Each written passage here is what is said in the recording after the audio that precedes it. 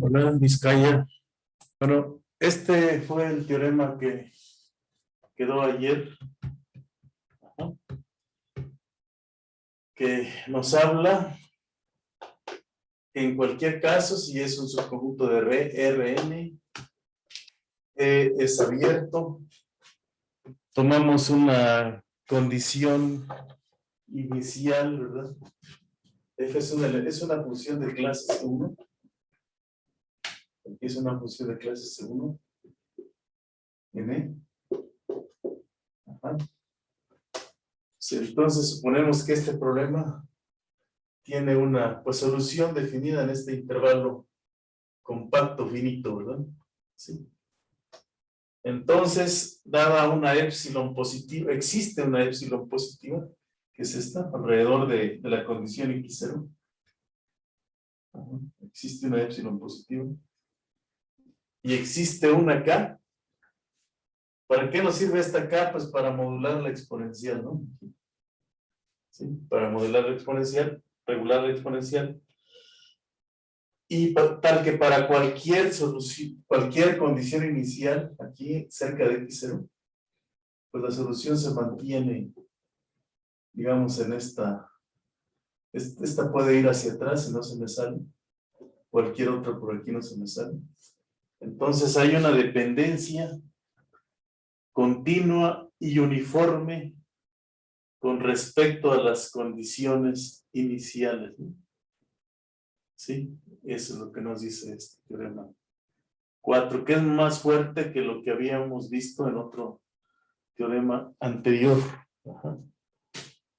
Ahora, para probar esta, bueno, y esto mismo, se hace una observación aquí, ¿verdad? Aplicando esta misma idea. Ajá. Si aquí en este teorema ponemos, en el teorema que acabamos de mencionar, colocamos la siguiente situación. Vamos a ver, me voy a mover hacia el otro lado. Ya lo podemos hacer. Sí, profesor.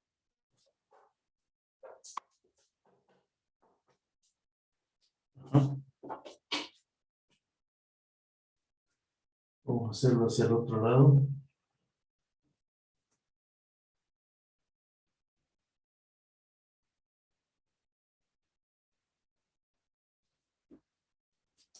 Vamos a ver.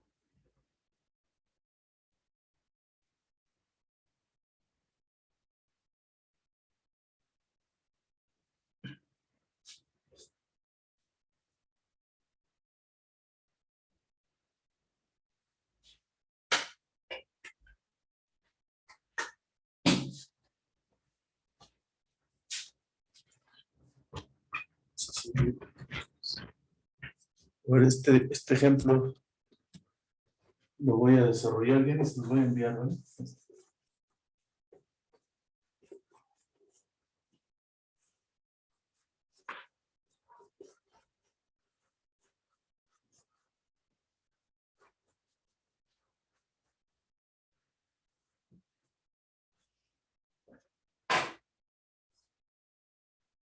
Bueno, aquí un ejemplo, algo que es importante para el estudio de las bifurcaciones es la dependencia con respecto a los parámetros, ¿no? Funciones que dependen de un parámetro. Entonces, en ese sentido, es importante mencionar esta observación.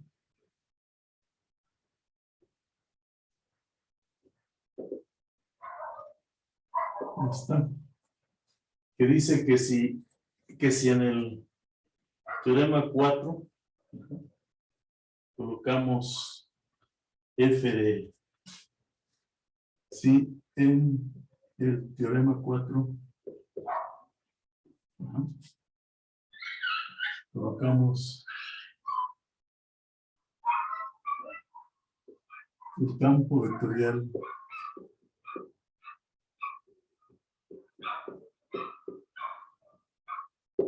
que depende del parámetro. Bien. En Rn. Es decir, si consideramos el siguiente problema, bueno, tenemos f de x, mu. Donde f está en Rn, x está en Rn, y mu está en Rn.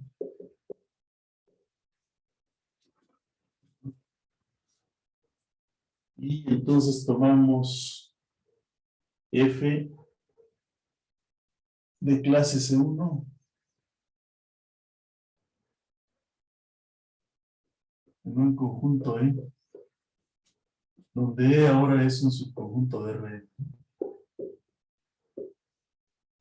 De Rn cruz Rn.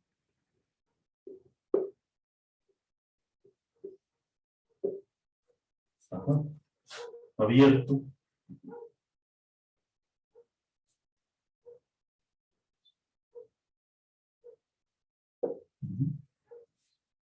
Pues, ¿cómo nos podemos imaginar aquí? Pues aquí el Rn, ¿verdad? Y aquí Rn, el parámetro. Sí, bueno, es una idea así. Es 0 en Rn y otro 0 en Rn. Y tomamos pues vamos a suponer que x0 y mu0 están en E. Este es un conjunto E de un espacio más mayor. Ajá. ¿Puede bajar la cámara? Sí, aquí. De un espacio mayor. ¿La puedes subir un poquitito más, profesor? Por favor, un poquitito nada. Sí, aquí Así está bien, yo creo. Vale.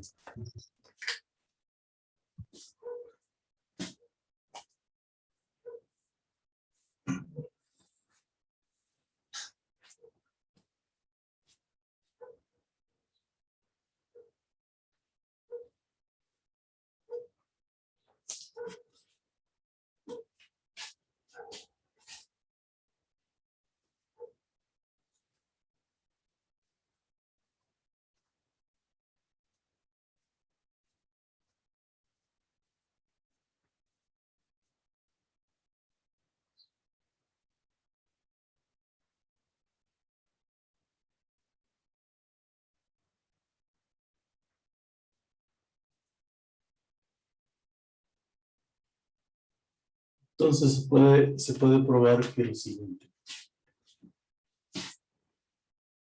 Se puede probar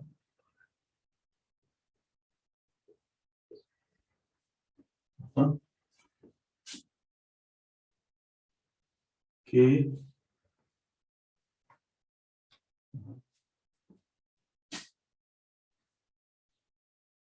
si mu es igual a mu es igual a mu0, o sea, en el parámetro aquí.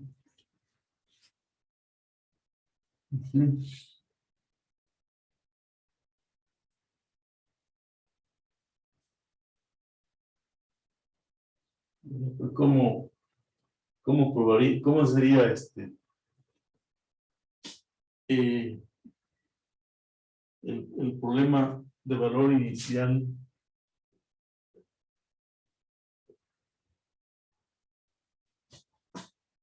Valor inicial. Vamos a ver cómo formulamos aquí con este parámetro. Voy a mover aquí. No sé si aquí se alcanza a ver todo el pizarrón.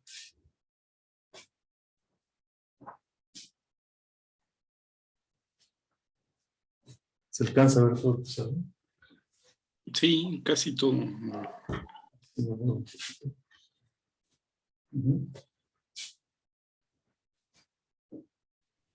Profe, pero le podría bajar un poquito al otro Cámara. pizarrón. Porque sí. Sí, gracias. Ujú.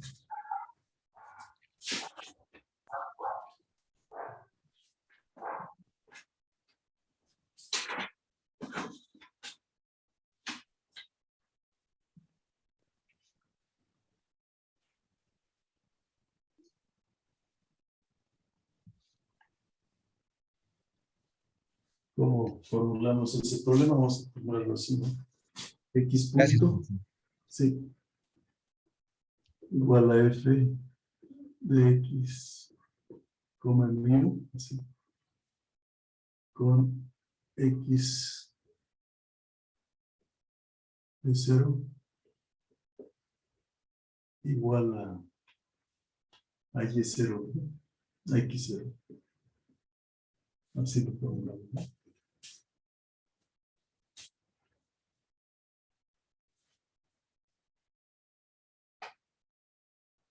Ahí le agregamos la mu, porque depende del parámetro.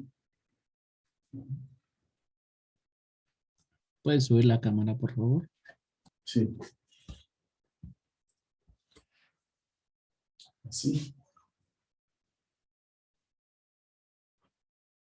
Bueno, entonces si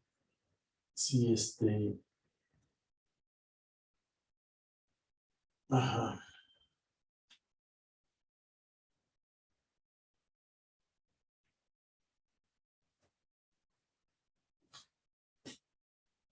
Tenemos ese problema con condición inicial en el x0. Entonces, para mu igual a 0. Ajá.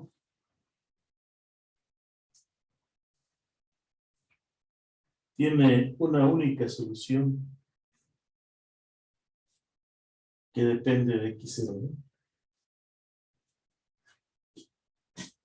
Tiene una única solución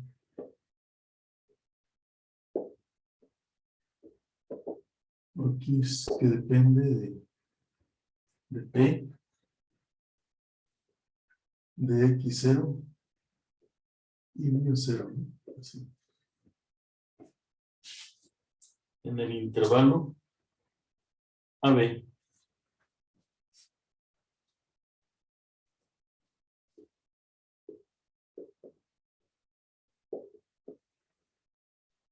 A, B. Así. ¿Cómo sería esa? Bueno, tiene esta solución. En el intervalo AB, ¿cómo la podríamos visualizar? Bueno, aquí está el intervalo E, aquí está E, aquí está el intervalo AB.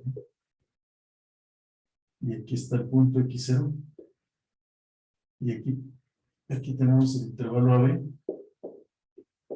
Esta es la solución AB.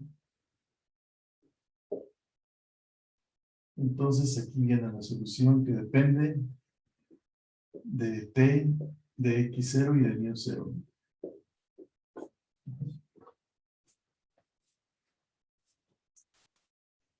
Y entonces, esa se puede concluir, se puede probar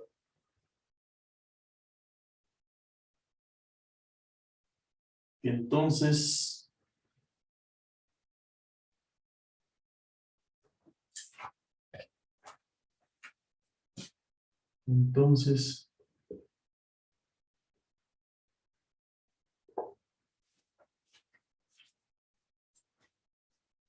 existe una delta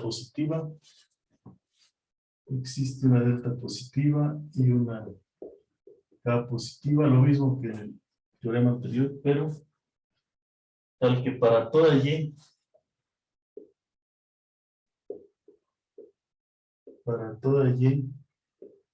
en B delta de X0 y para toda mu, en B delta de mu0, ajá,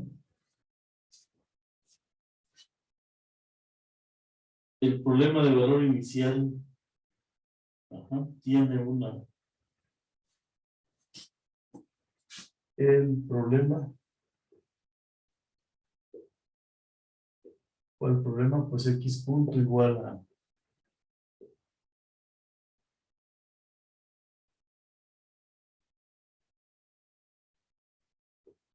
X punto igual a F de X con X de 0 igual a Y. O sea, lo mismo que hace un momento, tomamos una delta aquí.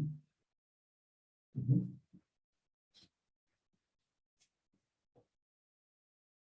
Pero aquí vamos a tener una vecindad de los parámetros, ¿no? Aquí participa otro parámetro mismo igual a μ, ¿no?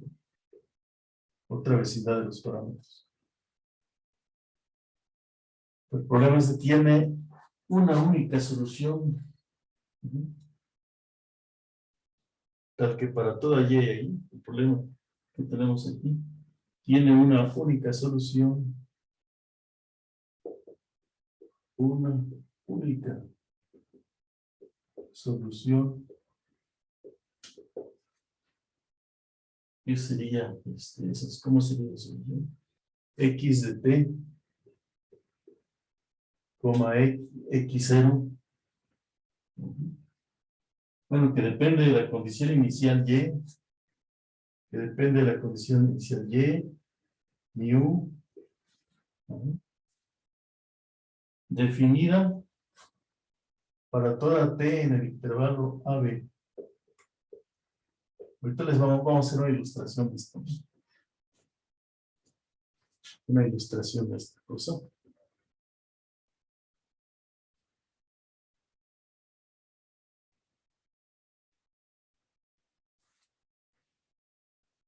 Nos falta escribir la conclusión de esta observación. Ustedes me dicen en qué momento me cambio de... ¿Puedo bajar la cámara tanto, por favor? Sí. Sí. Ahí. Así. Entonces, aquí está la vecindad del parámetro μ0, que está en Rn, ¿no?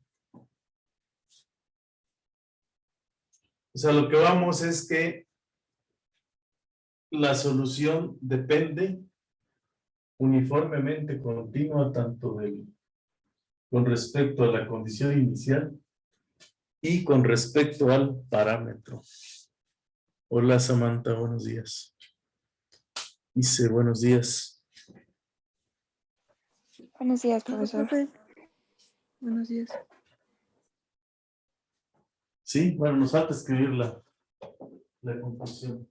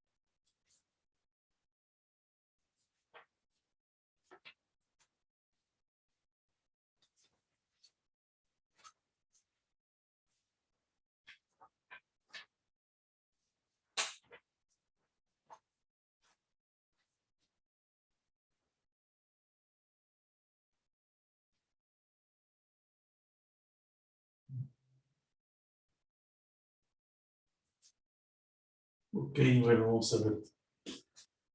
¿Ya puedo mover el pizarrón? Profe, Sí. la mío en dónde se encuentra, profesor, no alcanzo a distinguir ya el garabato ahí. Ah, Es el B delta, ¿no? B delta de mu cero, Ok. ¿no? Vamos a hacer un dibujo más de este lado.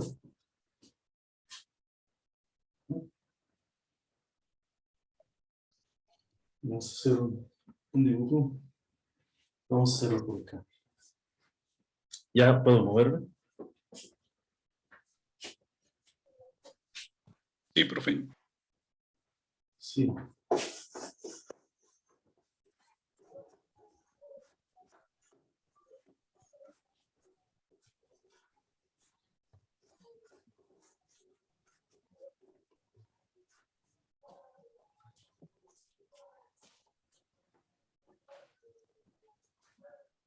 Vamos a ver, por ejemplo, aquí.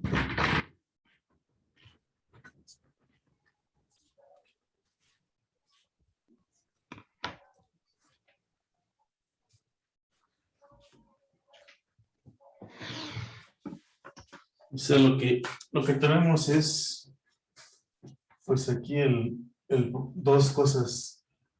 Primero tenemos un problema, el campo vectorial, aquí la X y la mu, ¿no? La X está en donde, en Rn. N, la mu está en Rn. Ajá. Y entonces dice, bueno, pues si yo tengo este problema de valor inicial, aquí X0, para mu igual a mu0. Ajá. Entonces lo que dice este teorema dice, bueno, existe una solución aquí. Aquí vamos a poner,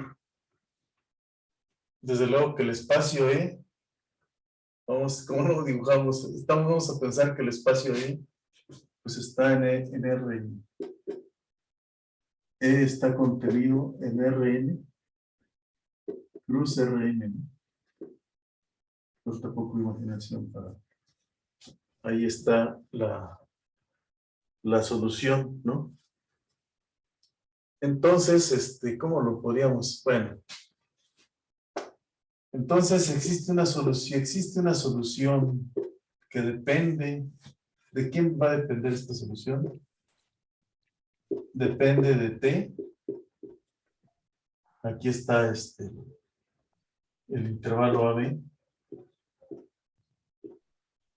Aquí está la solución. Depende de la condición inicial.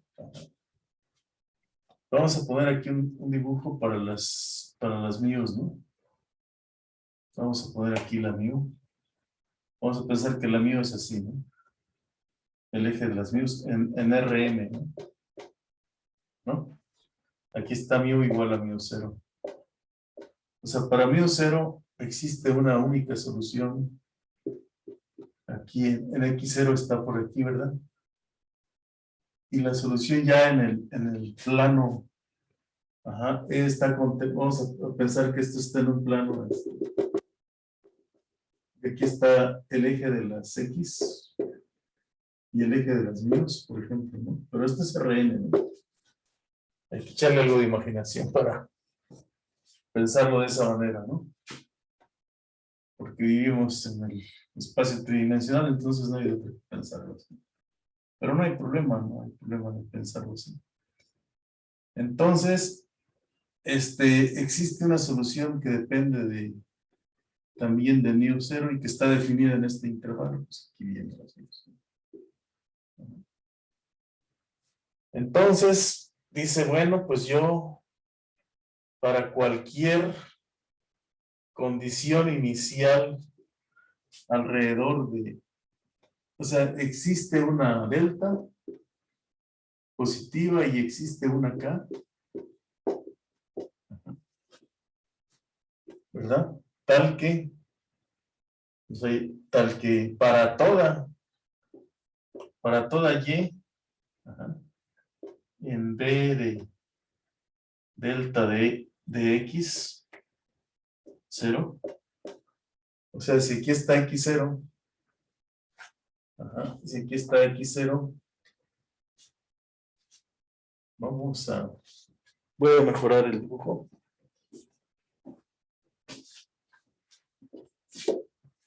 Voy a mejorar este dibujo.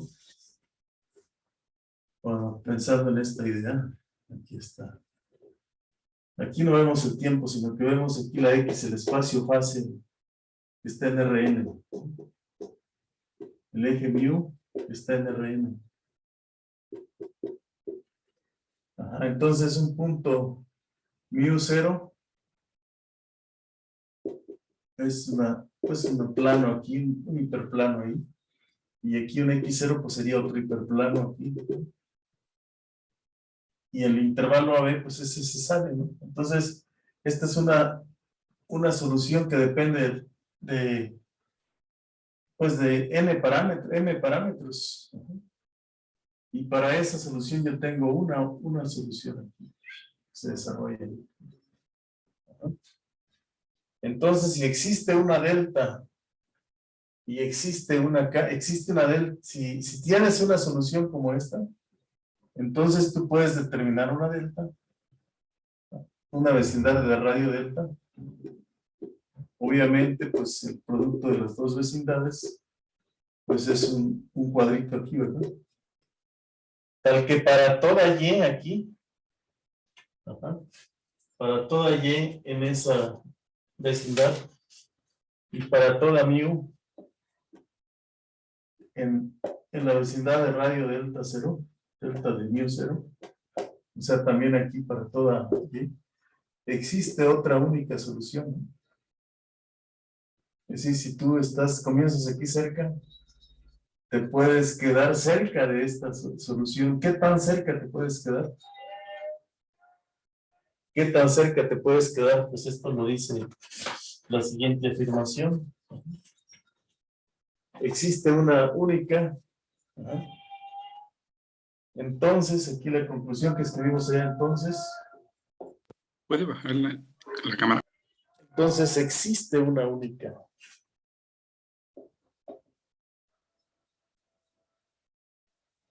Una única solución. ¿Cómo le llamamos? Pues X de T, que depende de Y, que depende del parámetro, tal que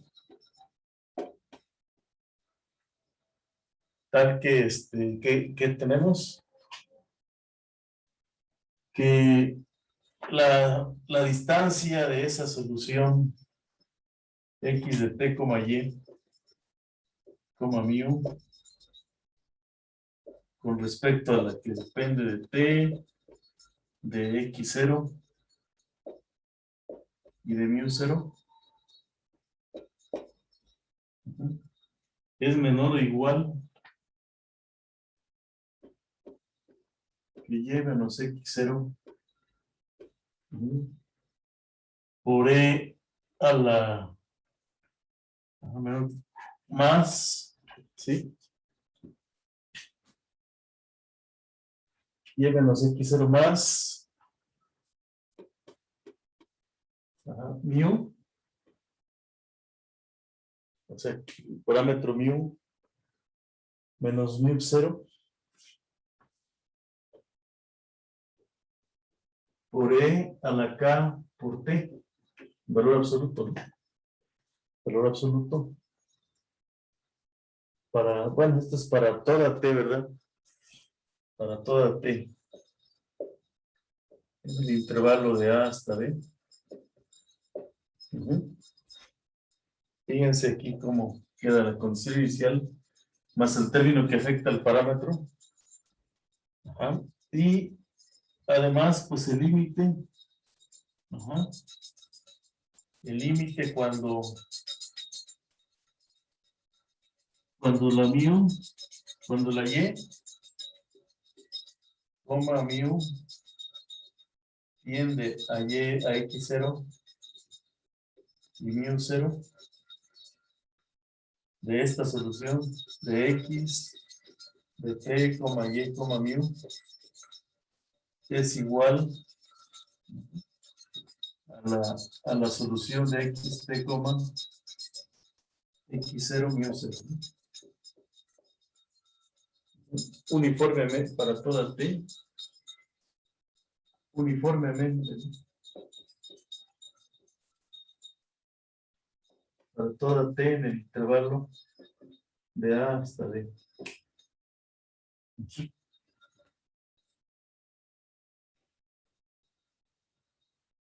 ¿Qué soluciones, qué funciones conocen ustedes que dependen de un parámetro?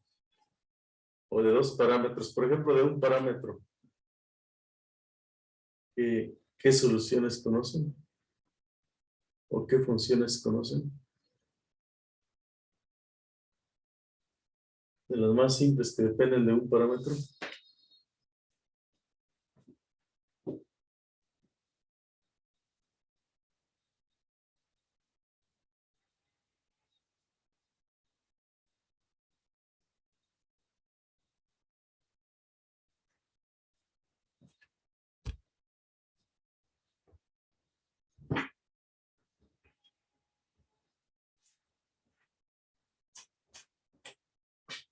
Entonces aquí, para toda y, obviamente aquí la y la tomamos aquí, ¿no? Junto con una mu, pues aquí tienes una solución que se mantiene cerca de esta solución, ¿no? La solución original.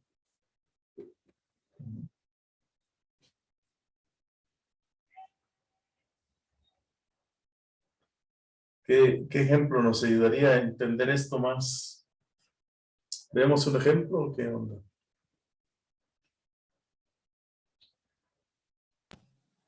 Sí, profesor. Del contexto en el que se ve ¿qué papel juega el mu? ¿No? ¿Qué papel juega ese parámetro mu?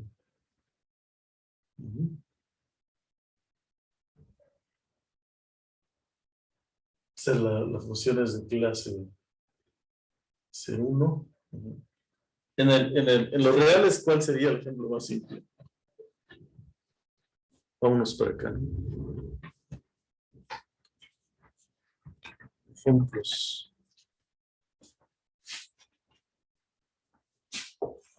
Sí, porque esto está muy así en abstracto.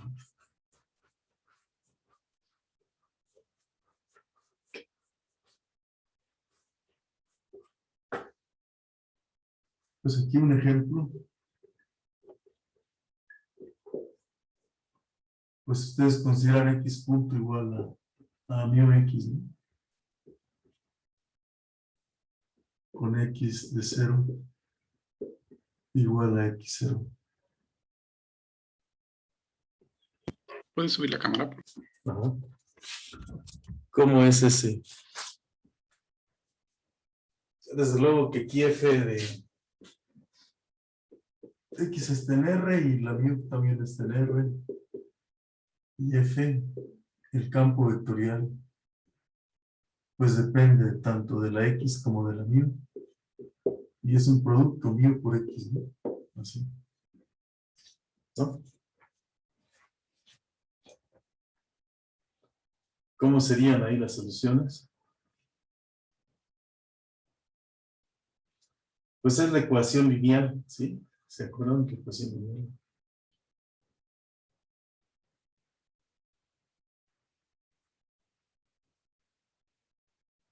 La ecuación lineal, la ecuación lineal, la exponencial, ¿no? ¿Cuál es la solución para este caso? En este caso, ¿quién sería U0 o mu0? Y un cero, pues vamos a poner que sea cero, ¿no?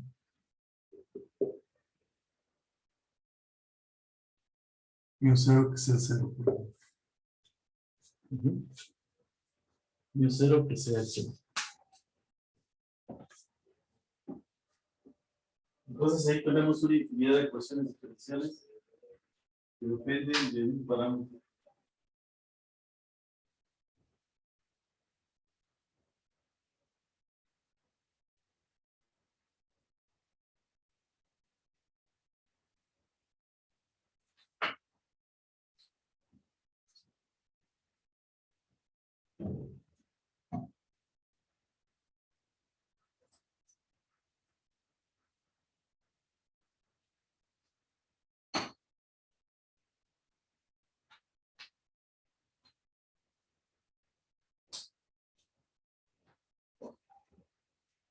Ajá, ¿cuáles son las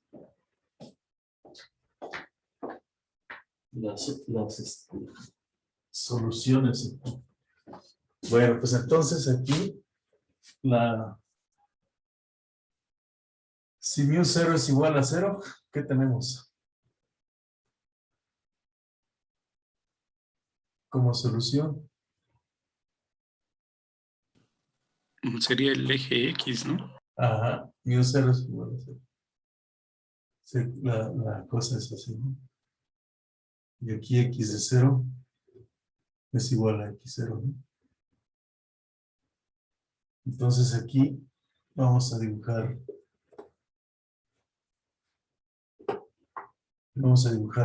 la solución en el plano T, vamos a poner aquí T y X, ¿no? No dibujamos el parámetro, sino que la X de T pues es una constante C y X de 0 es igual a X0. Entonces, si X de 0 es igual a 0, entonces quiere decir que aquí cualquier recta es solución, ¿estamos de acuerdo? Cualquier recta es solución. Si yo doy esta condición inicial que valga x0, pues esta recta es solución. Si cambio la condición inicial, pues otra recta es solución. ¿Estamos? Todas las rectas posibles son soluciones. ¿Vale? Todas. O sea que es un equilibrio estable, ¿no? El origen, si x0 es 0, pues estaríamos hablando del origen. Este sería el origen, ¿no? Pero puedes tomar cualquier otro punto. Si ustedes se quieren enfocar en el origen, entonces, pues ahí ya nos enfocamos en el origen y el origen es un punto de equilibrio, ¿no? Pero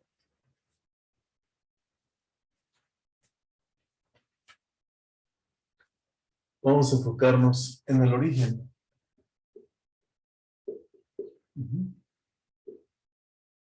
Y que x0 valga 0. Aquí no necesita borro. Entonces tienes ahí la solución 0, que es un punto, ¿no? Ajá. Pero si movemos el parámetro, ¿qué va a suceder? Si movemos el parámetro, pues va a seguir siendo el origen, ¿no? ¿Estamos de acuerdo? Porque x punto de t sería una constante por e a la mu por t, ¿no? Esa es la solución. C por e a la mu por t.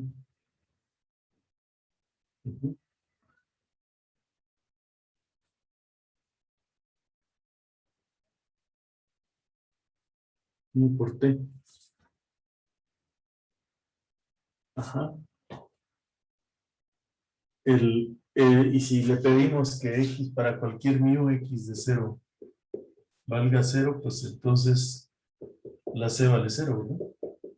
O sea, para cualquier parámetro mu, si la condición inicial es 0, pues queda el 0, ¿no?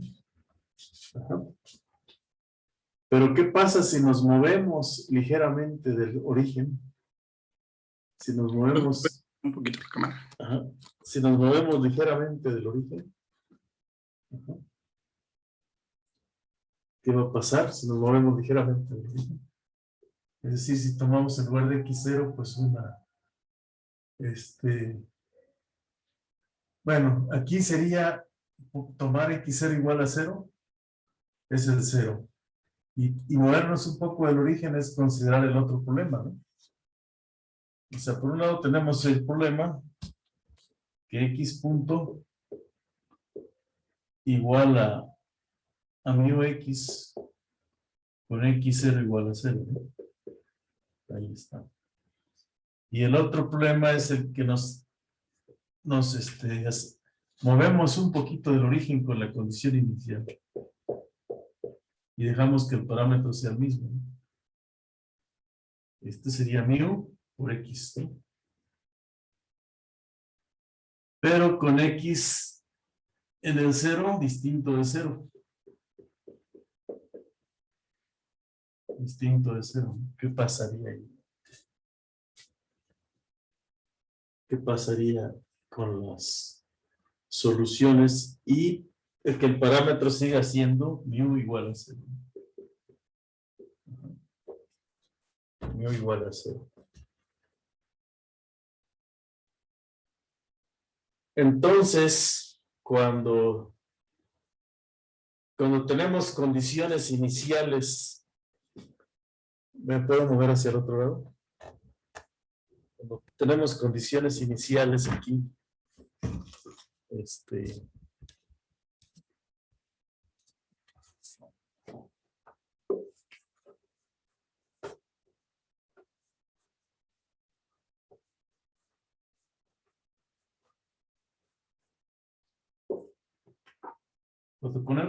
cuando vamos a dibujar la línea de fase, ¿no? La línea de fase, para mu igual a 0,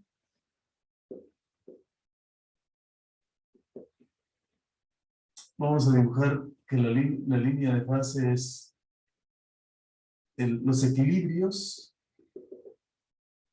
son puntos, ¿no? Para la línea de fase. Todos, este es X, ¿no? El eje X, la línea de fase es 0. ¿Qué pasa para mu menor que 0, ¿no? Mu menor que 0. Entonces, si mu es menor que 0, el equilibrio, o sea, cualquier solución, aquí está 0, tenemos como único punto de equilibrio es el 0, y si la mu es negativa, el comportamiento es así, ¿no? Se vienen hacia el origen. Las soluciones, cualquier condición inicial cerca, se va hacia el origen. ¿Por qué decimos esto? Porque la solución en este caso sería x de t es igual a x0 por e a la mu por t, ¿no? Y si x0 es distinto de 0 y comienza cerca del origen, pues entonces esto decae, ¿no? Decae la exponencial. Y cuando t tiende a infinito, esto se tiende a 0, ¿no? ¿Está claro eso? ¿Está claro o no está claro? Y cuando la mu es positiva, pues tienes aquí las soluciones que x de t es igual a x0 por e a la mu t. Pero en este caso, cuando dibujas la exponencial, aquí pones t, la mu es positiva para una mu, pues las exponenciales, este es x, se van hacia arriba, ¿no? Es decir, crecen si x0 es positiva y decrecen si x0 es negativa. Por lo tanto, para mu, aquí podríamos haber dicho lo mismo, ¿no? Si yo dibujo las soluciones en el plano t, y, si las soluciones crecen, tomando que la c es positiva, entonces aquí decaen, ¿verdad? Decaen. Y aquí decaen porque la mu es negativa. Y en este caso, la línea de fase, pues nos quedaría de esta forma. Todo esto va hacia el origen. Y esto va hacia el origen. ¿Sí? Entonces, si la mu es positiva, pasa lo contrario. Que el origen se vuelve un repulsor, ¿no? Un repulsor y aquí es estable, ¿no? Entonces podemos dibujar estas líneas de fase en el espacio, las líneas de fase aquí en el eje de las X y el parámetro mu aquí, que sería mu en este caso. Entonces las líneas de fase para mu positiva y si el origen se mantiene fijo, ¿qué sucede? Que todos estos son puntos de equilibrio, ¿no? Aquí. Estos son puntos de equilibrio. Son puntos de equilibrio. Pero cuando la μ es negativa, este punto de equilibrio se convierte en un solo punto de equilibrio y es atractor, ¿no? Aquí. O sea, es estable, se va. No hemos hablado de estabilidad, pero las soluciones van a morir al punto de equilibrio. Y fuera de, para μ positiva, se convierte en repulsor. Se convierte en repulsor. Entonces, hay un cambio de la estabilidad, ¿no? ¿Verdad? ¿Por qué? Porque para cada μ tengo pues un comportamiento de las soluciones, ¿se dan cuenta o no? Ajá. Si ustedes están aquí en este punto y le llaman μ0, aquí alrededor de él, las soluciones tienen el mismo comportamiento, ¿no? Es decir, las soluciones casi son parecidas, se mantienen fijas, ¿no? A eso se refiere esta observación que acabamos de hacer. Y de este lado, pues también se mantienen fijas. Sin embargo, aquí muy cerca del cero, por un lado se mantienen fijas y por el otro lado, por un lado hay inestabilidad y por un lado hay estabilidad. Entonces, este fenómeno que se produce aquí, de cambio de estabilidad, es a lo que se conoce como bifurcación, ¿sí? Como una bifurcación. Un equilibrio que estaba aislado, que era estable, de pronto, cuando el parámetro tiene un valor aquí crítico, digamos así, se produce una infinidad de puntos de equilibrio, ¿no? Y luego, cuando ya salimos de ahí, se produce el equilibrio, el origen, desaparecen estos puntos de equilibrio y solamente queda uno y es inestable, ¿no? Ese fenómeno se conoce como... De hecho, se presentan dos fenómenos aquí, cambio de estabilidad y bifurcación, ¿no? Bueno, tal vez al final veamos, ¿está claro más o menos? ¿O no? Sí, profesor. ¿Sí? O sea, esta parte del lado derecho del parámetro es a lo que se refiere nuestro teorema, ¿no? Y de este lado también, ¿no? Alrededor de cualquier punto hay como que una estabilidad uniforme, no estabilidad, una continuidad con respecto a las condiciones iniciales y con respecto al parámetro, ¿sí? Y se mantiene el mismo comportamiento de las curvas. ¿Vemos otro ejemplo? En el plano parecido a este. Sí, profesor. ¿Sí? Por O sea, favor. ¿por qué es importante estudiar? Tal vez ustedes aquí lo ven de manera muy abstracta y podemos hacer la demostración. Pero, ¿qué es lo que realmente queremos ver ahí con esta situación, ¿no? Bueno. Ejemplo que podríamos así mencionar y que es sencillo y que es casi el mismo que aquel. ¿Ustedes se acuerdan que en el plano, sí? ¿Recuerdan ustedes que en el plano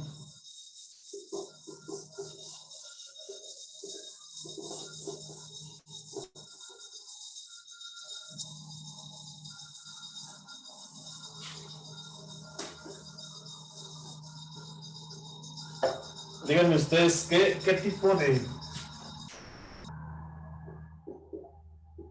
qué tipo de retrato fase es este, ¿no? X1, X2.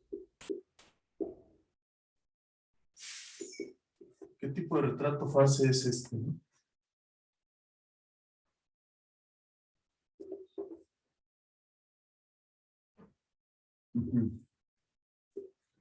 ¿Qué tipo de retrato les recuerda esta cosa?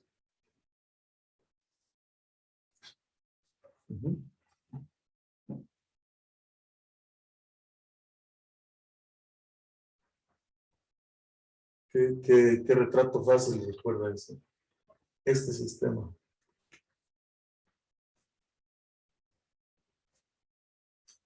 Es un sistema que corresponde a un centro, ¿no?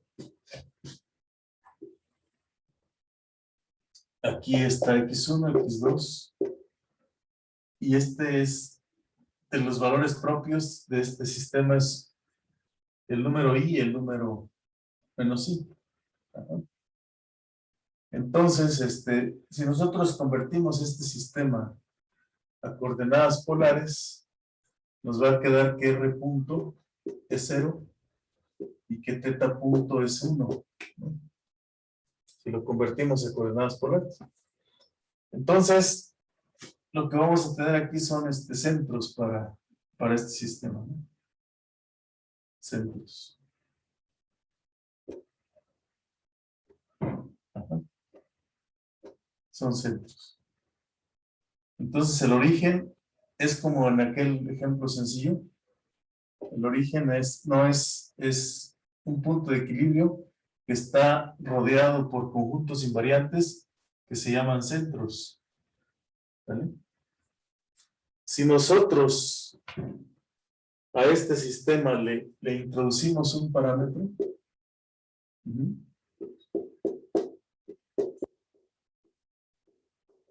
aquí le ponemos, ¿qué le podríamos poner?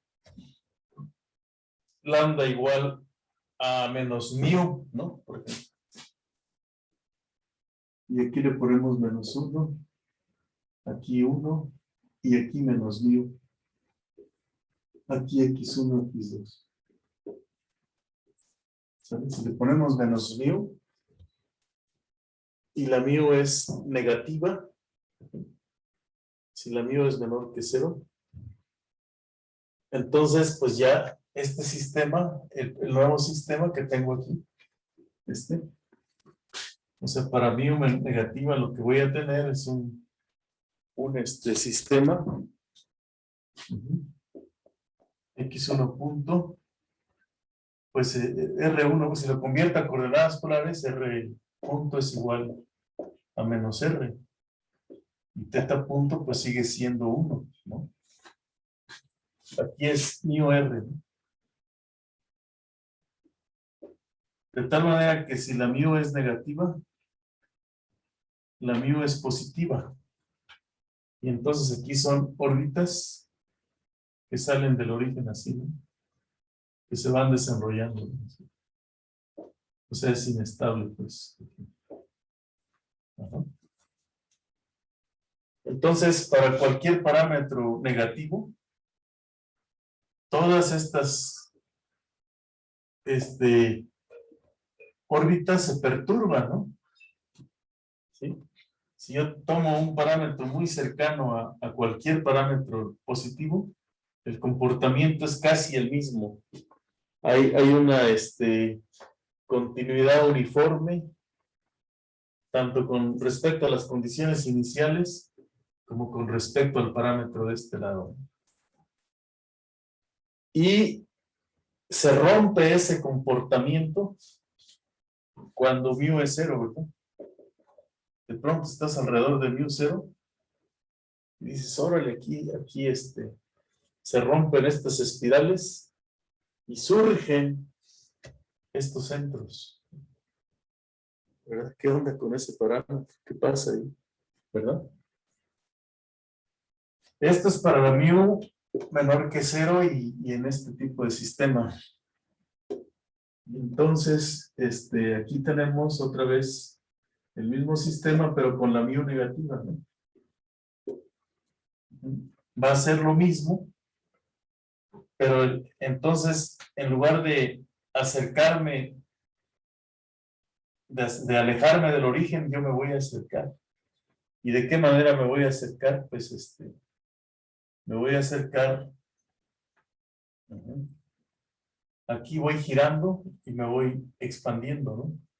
Y entonces aquí, ¿cómo serían las espirales? Si yo comienzo aquí,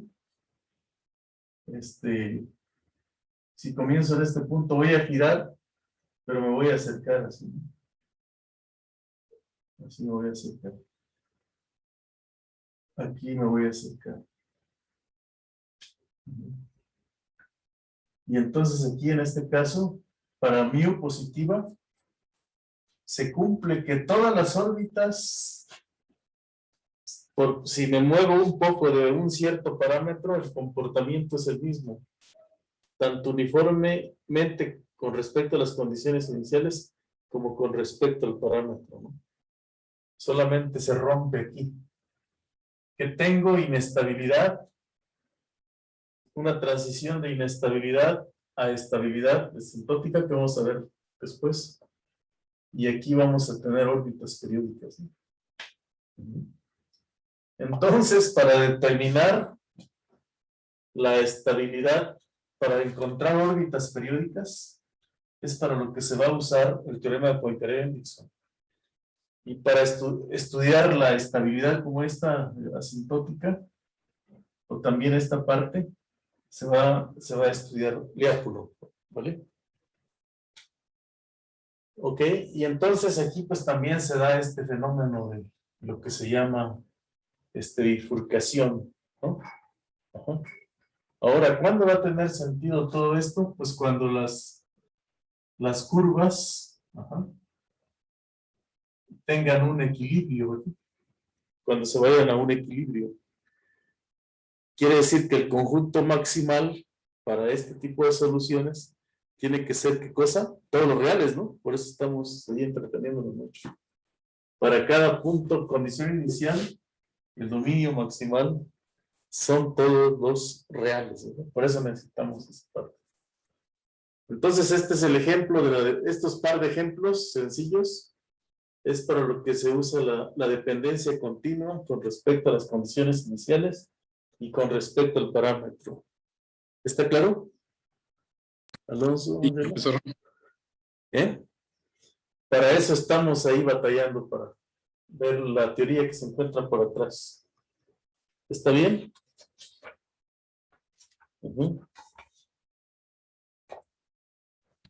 Sí, profesor.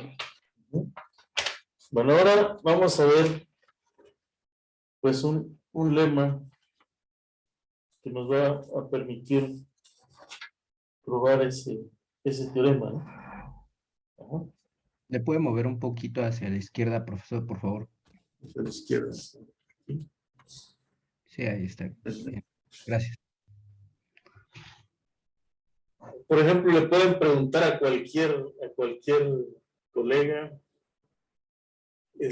¿quiénes pueden hacer la siguiente pregunta, ¿no?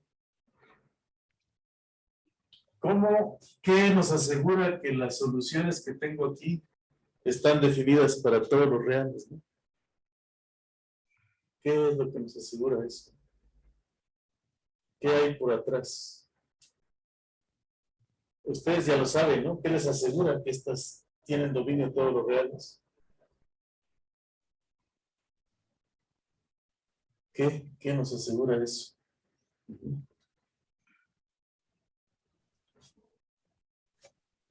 Entonces ustedes dicen, bueno, es que yo aquí cualquier conjunto compacto, si yo tomo esta cosolución, cualquier conjunto compacto que contiene la condición inicial, si yo me voy con el límite cuando t tiende a menos beta, y ese límite se queda atrapado ahí, pues entonces beta es infinito, ¿no? ¿Verdad? O si se queda atrapado en ese conjunto, o si toda la solución se queda atrapada en ese conjunto, pues quiere decir que el dominio es infinito. Eso es lo que me asegura teóricamente. ¿Está claro? Pero ¿por qué vimos estos teoremas, no?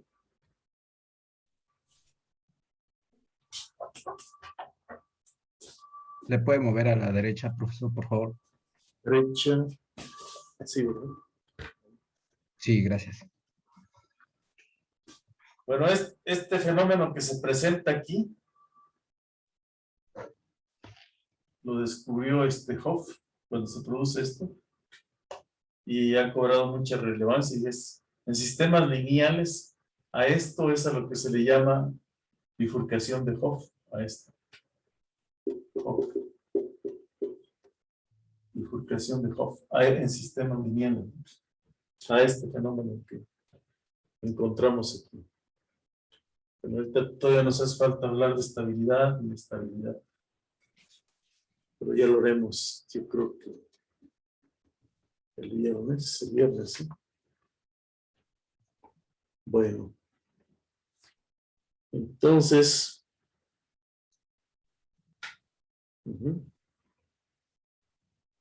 pues vamos a ver el siguiente lema para que sirve para probar este teorema.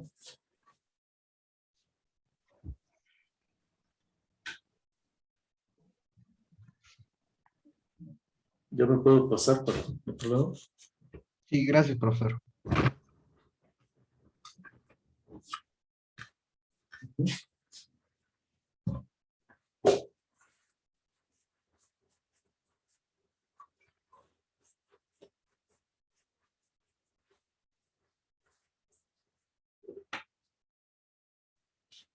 Entonces aquí Perco viene algo que se llama lema 2. Ajá, que dice si E es abierto. Es abierto. Contenido en Rn. Y A es un conjunto compacto. A está contenido en I. Ya es compacto.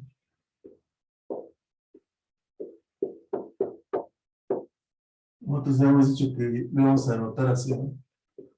Una K y una sub E. Es compacto, ¿no?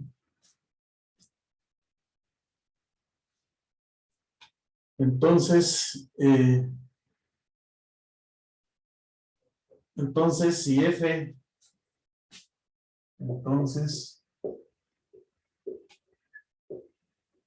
si F, que va de E, contenido en Rn, en Rn, y F es localmente Lipschitz.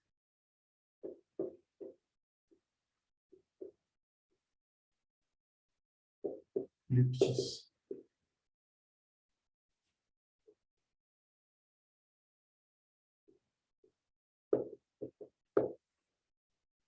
Es localmente Lipschitz sobre E.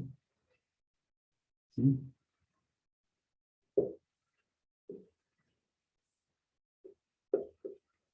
Ajá. Entonces,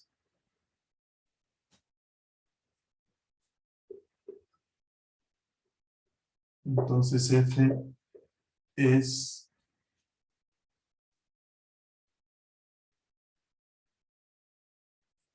Lipschitz. O F satisface la condición de Lipschitz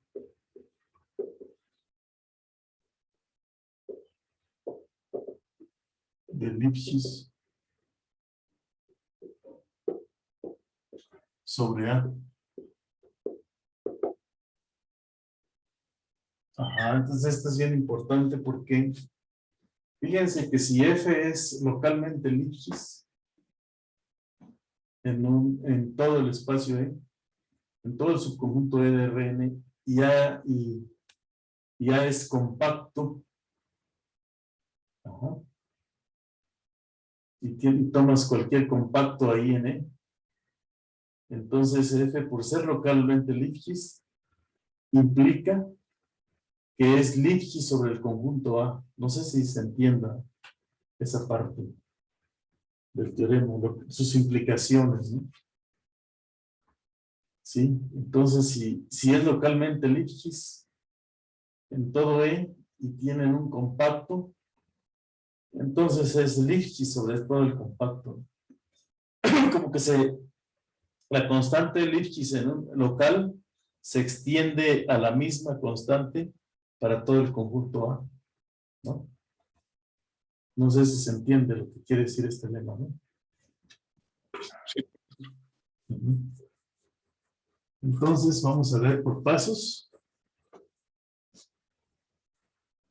cómo es esta prueba por pasos. Paso número 1. Ajá.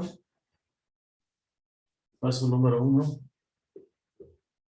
Pues tomamos una función, como es, como f es continua. Ajá. Puede bajar la cámara un poquito. Ajá. Aquí la bajamos. Ahí se ve bien.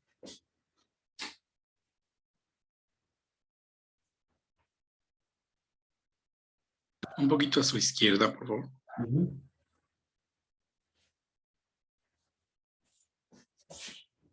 Así. Uno. Sí, profe, gracias. ¿Sale? Entonces, tomamos m, sea m, el máximo. Ajá. El máximo sobre x en A, en el conjunto compacto A de las normas de f de x. Esta es la norma euclidiana. Ujú. Entonces sería el máximo en el conjunto A. Ujú.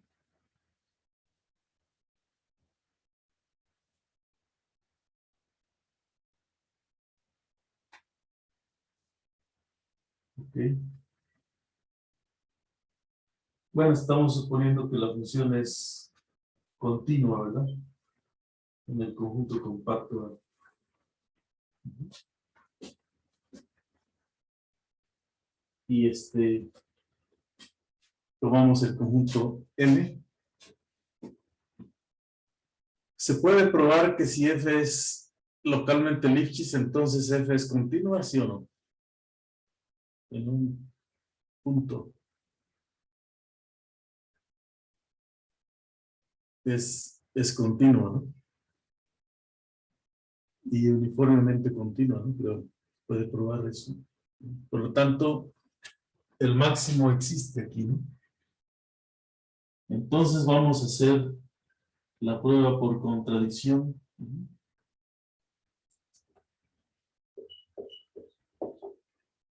Por contradicción.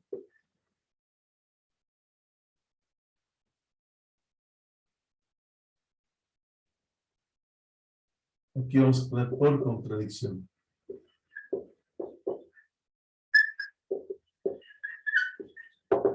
Así se va a llevar. Pero entonces tomas el máximo. Ajá, y vamos a suponer pues que es localmente Lipschitz. Ajá, que F es localmente Lipschitz.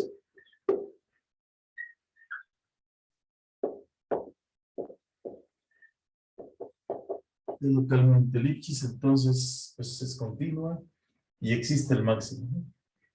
Entonces vamos a suponer que F, ajá, no es Lipschitz en el conjunto A.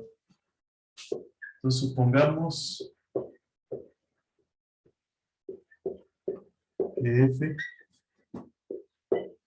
no es Lipschitz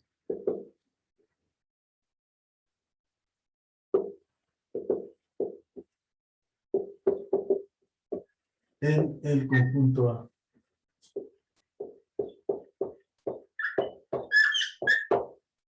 Si no es Lipschitz en el conjunto A, ¿eso qué implicaría?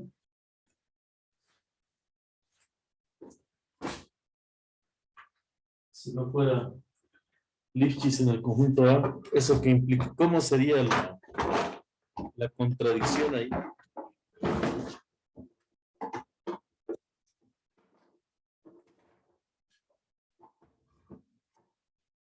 ¿Cómo hacemos ahí la contradicción? ¿Que no es continua? Ajá. Bueno, tenemos que demostrar negar los Lipschitz, ¿no? Negar la condición de Lipschitz.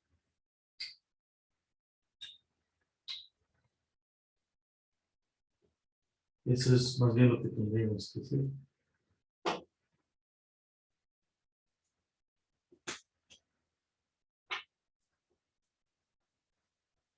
Ujú. Y negar la condición de Lipschitz es que existe. Ajá.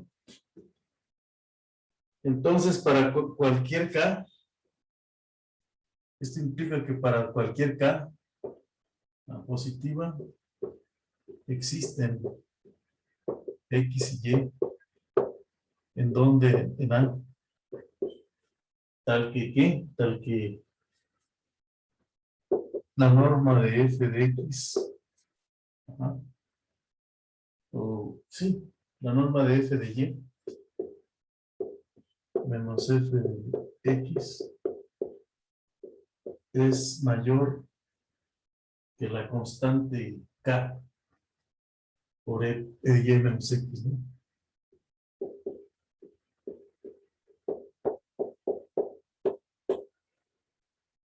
Ajá.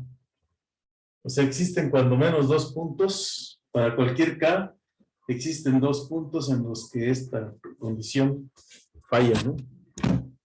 Lipschitz es lo contrario. No sé si ahí se alcance a ver todo. Todo lo que ¿Y lo puede escribimos. dejar un poquito más, profe? Ajá. Divido el pizarrón en 4 pedazos y lo acerco, ¿verdad?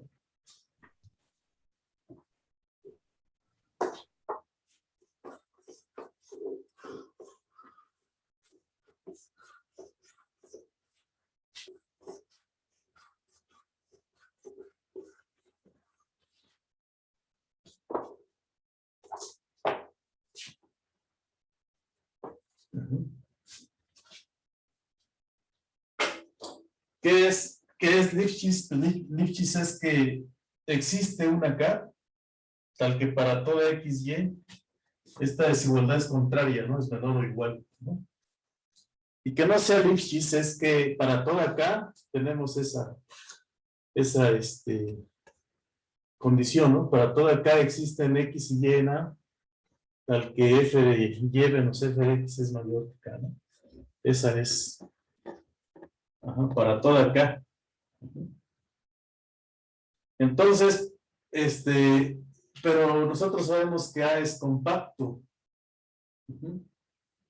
Y en todo conjunto compacto es radio acotado. ¿Estamos?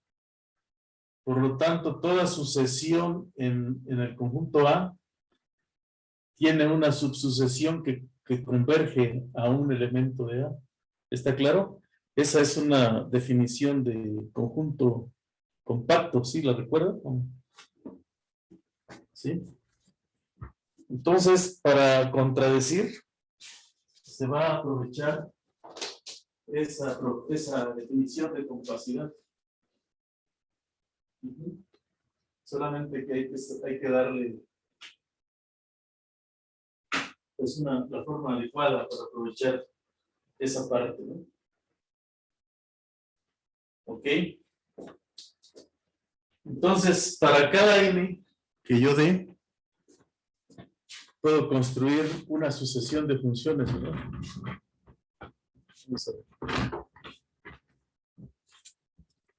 Vamos a escribir aquí. Vamos a ver, vamos a dividir en dos partes.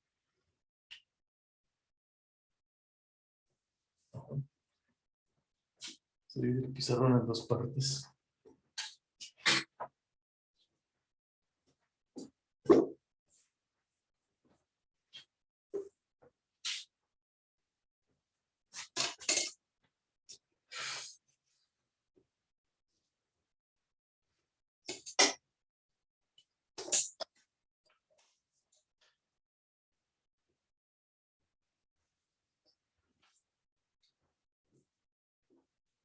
Sí. Entonces, lo que se hace es lo siguiente, ¿no?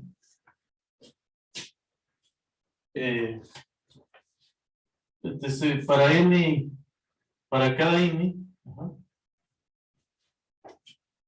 Bueno, existe vamos a tomar una sucesión de funciones, existe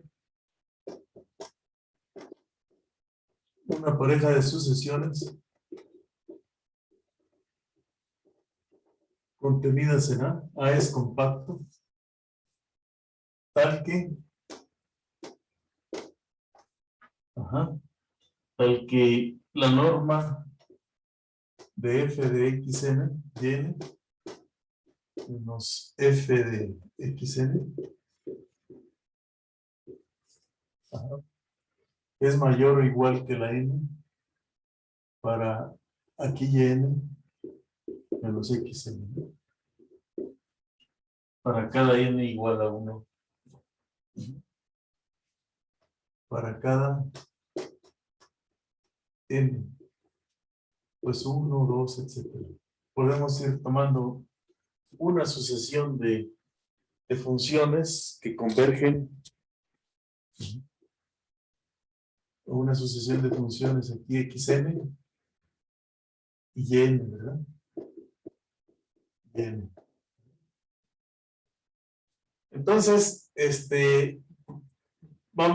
podríamos renombrar las sucesiones para que esta misma sea subsucesión, y esta sea subsucesión de esta, xn y n.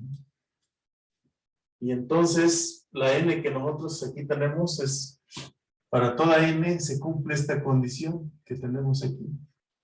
Ahora, todas estas sucesiones convergen a un punto x asterisco y aquí un punto y asterisco.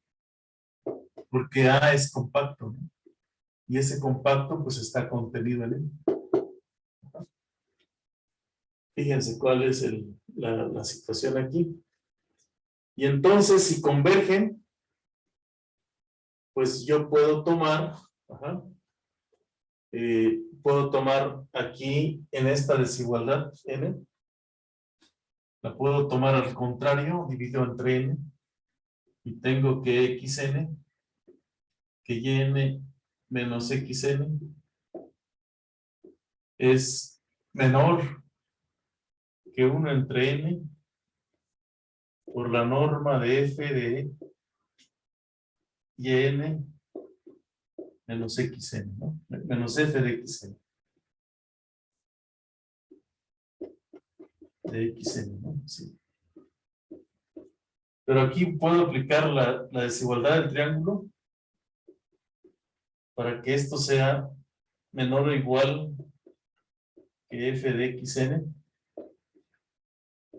más f de yn aquí, yn y aquí xn. Puedo tomar aquí la desigualdad del triángulo. ¿Estamos correctos o no? Y esto se cumple, ¿no? Ahora, estos elementos están en A. Entonces esto tiene que ser menor o igual. Esto es menor que M y esta también es menor que M porque la sucesión está en A. Entonces esto sería 2 veces K sobre M, porque 2M mayúscula, ¿entre quién? Entre N, ¿no? ¿Vale? Y entonces, me paso al otro lado, pues aquí las YNs menos XNs es menor o igual que 2 sobre M entre N. Ahora, si yo tomo el límite cuando la N tiene infinito en ambos lados, ¿verdad?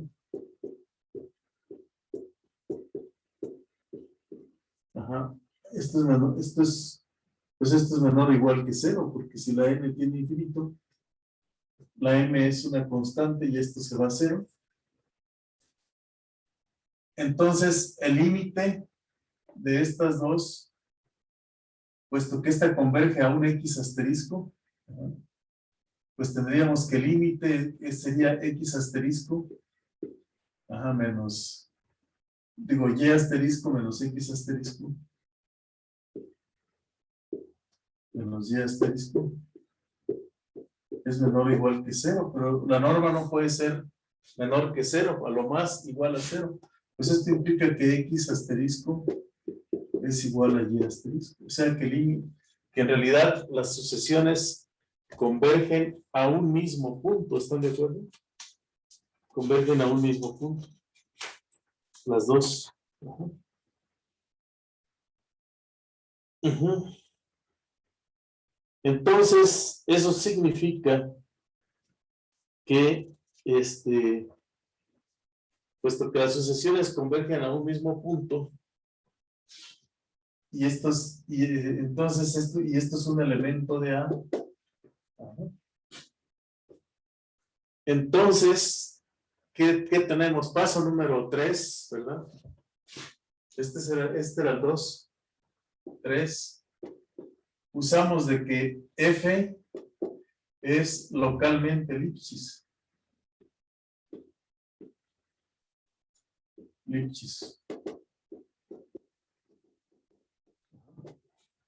Es localmente Lipschitz. Y si es localmente Lipschitz, ¿qué significa? Pues que existe una vecindad de X0, ¿verdad? ¿Sí? Existe una vecindad. Vamos a decir, existe un delta positivo, tal que un delta positivo, y existe una K positiva, ¿verdad? Una K0 en N. Una K0 en N. Tal que para toda Y, ¿verdad? Para toda X y Y. X y Y, ¿en dónde? Ajá. En la bola de radio delta centrada en X asterisco y que está contenida en A, ¿verdad? Puesto que es localmente Lipschitz, entonces F de Y menos F de X es menor o igual que ¿quién? Que K0 por X menos Y.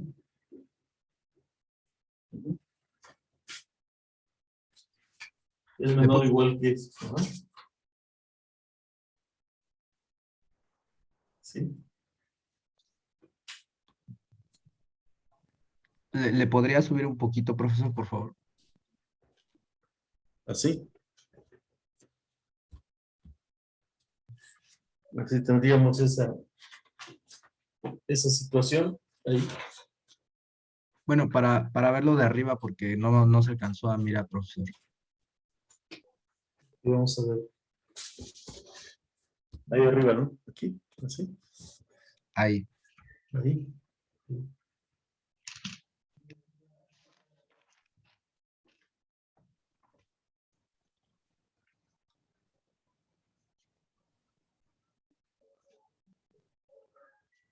Ujú.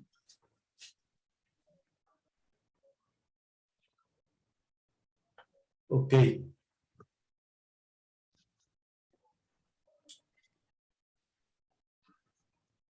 O sea, se cumple la condición de Lipschitz, ¿no? Para esta situación. Ok, pero hay otra cosa que esta es una vecindad de X asterisco. Ajá. En particular, ajá, ¿qué tendríamos nosotros? Que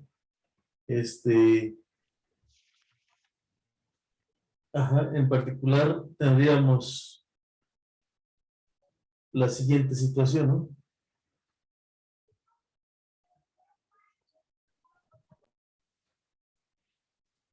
Puesto que X estamos en una vecindad, entonces las XNs y las YNs están en esa bola, ¿no? Para una vecindad suficientemente pequeña, porque son sucesiones que convergen a X asterisco. Ajá. Y entonces, para cualquier constante K, ¿verdad? Tendríamos, convergen a, ajá.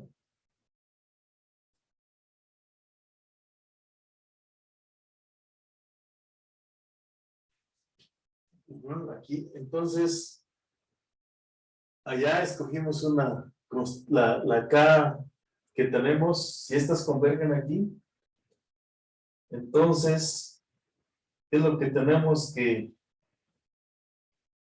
para toda n mayor o igual que K, pues se cumpliría esta condición que f de xn de yn menos f de xn es menor o igual que K por x n menos yn, yn menos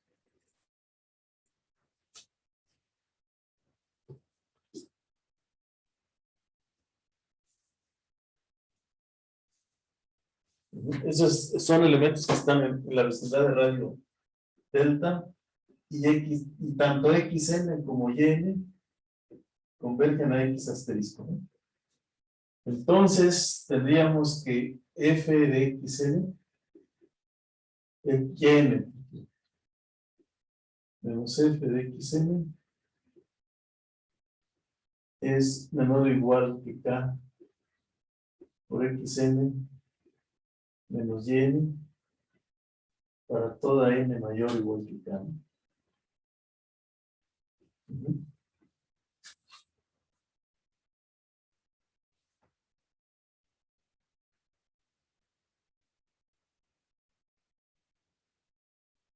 Ok, porque para toda n mayor que una constante K, a partir de un cierto K en adelante, pues se cumple esta condición. Pero esto contradice, ajá, contradice lo que tenemos aquí, ¿no? Esta parte, ¿no? Contradice esta afirmación que he marcado en esta parte. Por lo tanto, pues debe ser. Ujú. Por lo tanto, debe satisfacer la condición de Lifshitz, ajá, en todo A. ¿Puede bajar la cámara, profe? Sí.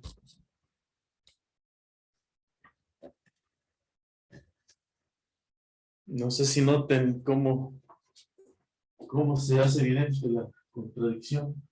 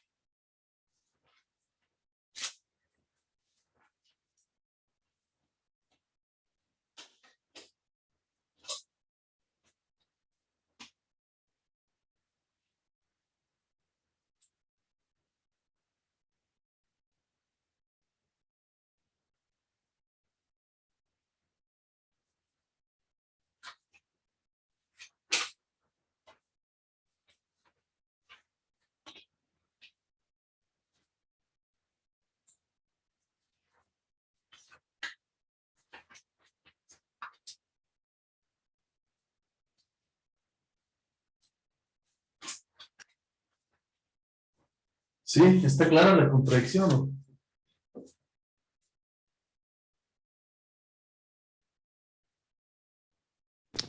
Sí, profe. Sí.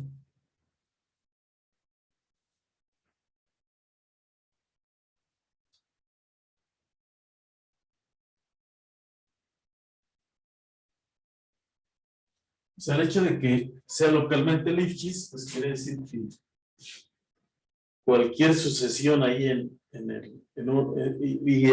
aprovechando que A es compacto, pues tomamos Bueno, que es abierto y que X asterisco está en A, pues podemos elegir una vecindad que contiene los elementos de la sucesión. Y aprovechando que es localmente Lipschitz, pues entonces podemos formular esa última desigualdad. Y entonces tomamos n mayores que esa constante K, y ahí se obtiene la contradicción, ¿no? Vale, pues entonces vamos a ver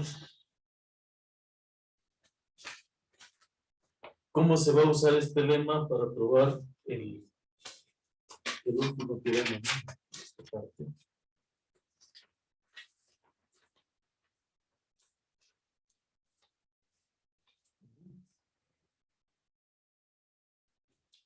Para probar el teorema 4.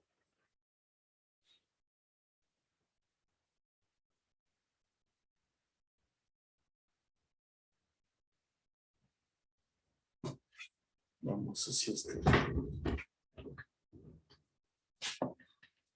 ¿Puedo mover el pizarrón? Sí, profe.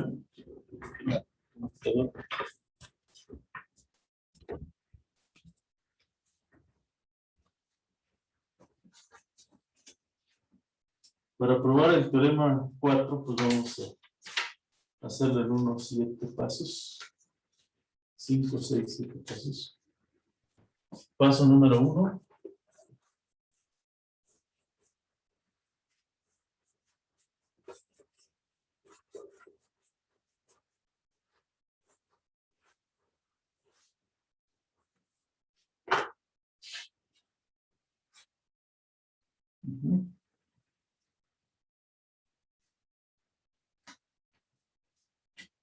Prueba del teorema 4.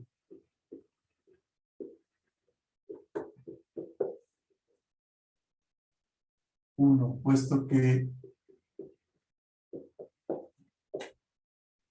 A es compacto,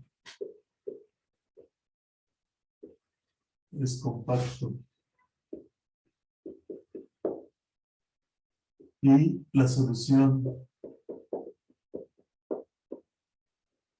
es una función continua de t, es continua de t.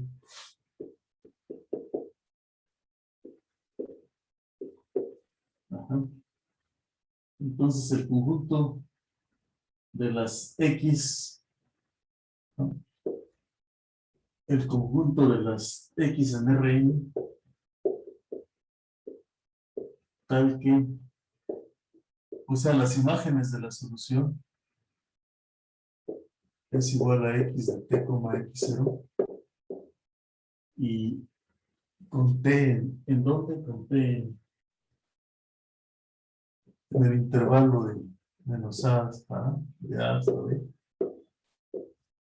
Pues que esto viene a ser en realidad el conjunto de las imágenes de la solución, ¿verdad? Podríamos escribirlo aquí así. Para que t esté en la b. O de plano lo podríamos escribir como la phi de qué, de dónde a dónde, de a hasta b, de x0, ¿no? Entonces, este es compacto, porque la imagen de funciones, la imagen de conjuntos compactos bajo funciones continuas es compacta, ¿no? Este es compacto por esa razón.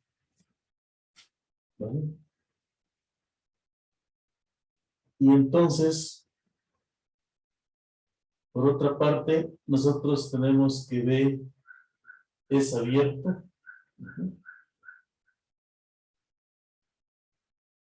Puesto que B es abierto, puesto que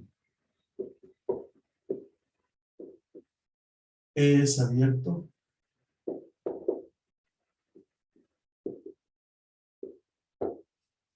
existe una epsilon, ¿verdad?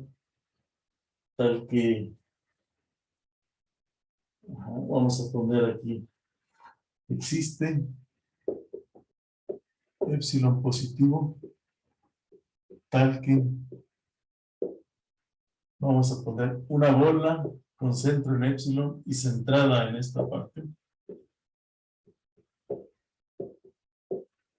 En X0, pues está contenida en E.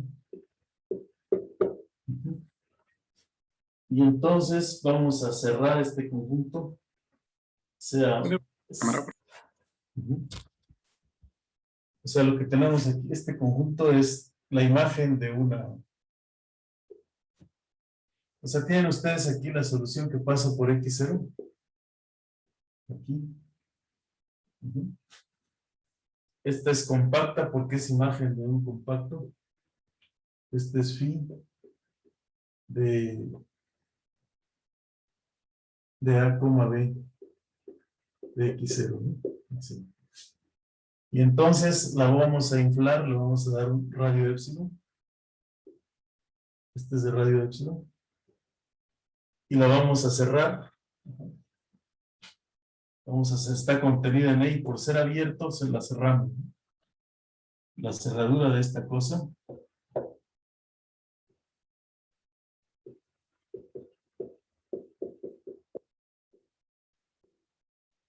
La cerramos.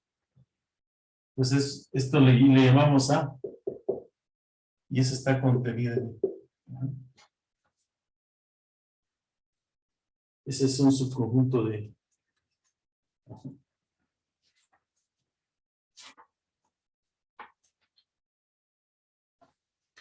Y entonces, para que en el siguiente paso, y aquí nos vamos a quedar, este es el conjunto A. Ajá. La función es localmente Lipschitz. Ajá. F es de, la prueba, en el teorema 4, F es Lipschitz. Dije, es de clase C1. Entonces, por ser de clase C1, es localmente Lipschitz. Y como este es un compacto, pues entonces esta F va a ser Lipschitz en todo el conjunto A. ¿Vale? Pues ahí nos quedamos. Y entonces vamos a usar el lema de Gromwell para probar lo que sigue, ¿no? De aquí lo vamos a retomar el viernes, ¿ok? ¿Sale? Está bien, profe. Y el viernes definimos lo que es un sistema dinámico y los conjuntos alfa y omega límites, ¿ok? Bueno, vamos a ver lo que es globalmente, cómo se define una función globalmente para, ya de ahí nos metemos el teorema de Poincaré-Bendixson ahora sí. ¿Ok? Bueno, pues gracias y nos vemos el próximo viernes. ¿Ok? Hasta el viernes, profesor. Gracias. Hasta el viernes, Alonso. Gracias, profe. Sí. Está pendiente ese escrito que te voy a enviar, Alonso. Ah, sí, profe, no se Creo que preocupe. ahora. Ajá. Ya le envié bueno, ahorita mismo le envío, mejor dicho, Ajá. lo del protocolo. Ah, Ya. ok. Ya, listo. Para que se haga el trámite ahí con la secretaria, ¿no? De Servicio Social. Ajá, también el otro con el doctor Marco. Ah, ok. Entonces, Bien. ya están listos los correos, profesor. Ya nada más faltaría su escrito y ya está. Ok, muy bien. Le tengo que enviar ese protocolo del proyecto. Bueno, ya Hice, ok.